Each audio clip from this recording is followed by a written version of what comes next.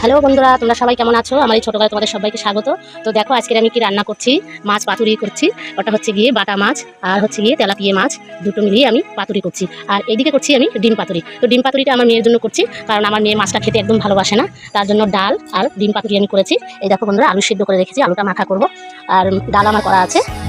তো আজকে আমার এই রান্নাটা তোমাদেরকে আগে আমি দেখাতে পারিনি, মানে কীভাবে করেছি সেটা তোমাদের আমি দেখাতে পারিনি। তো অন্য একদিন দেখিয়ে দেবো। তো ওটার মধ্যে আমি কী দিয়েছি সেটা আমি তোমাকে একবার বলে দিই। তো ওটার মধ্যে আমি দিয়েছি হলুদ, লঙ্কা, কাঁচা সর্ষের তেল, টমেটো কুচি, পেঁয়াজ কুচি দিয়ে ভালো করে ওটাকে আমি মেখে নুন দিয়েছি দিয়ে তারপরে পাতাটাকে ভালো করে আমি মুছে পরিষ্কার করে ওটাকে আমি তেল মাখিয়েছি। তেল মাখানোর পরে তারপর মাছটাকে সাজিয়ে আমি বসিয়ে দিয়েছি। তো অনেকক্ষণ থালা দিয়ে ঢাকা ছিল, কাটাকে আমি তুলে দিলাম। আর ওটা আমি দেখছি যে ওটা পেছনে ঠিক হয়েছে কিনা, বলে আমি উল্টে হয়ে গেছে গাইস। তো এটাকে আমি উল্টে দেবো। আর ডিম পাতুরিটাকে আমি চামচ দিয়ে উল্টে দিয়েছি, কারণ ওটা ছোটো ছোটো গোটা গোটা, তো অসুবিধা হয় না, ওটা হবে না।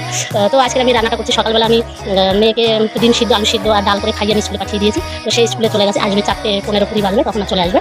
তো আজকের মতো ভিডিওটা আমি এখানে শেষ করছি।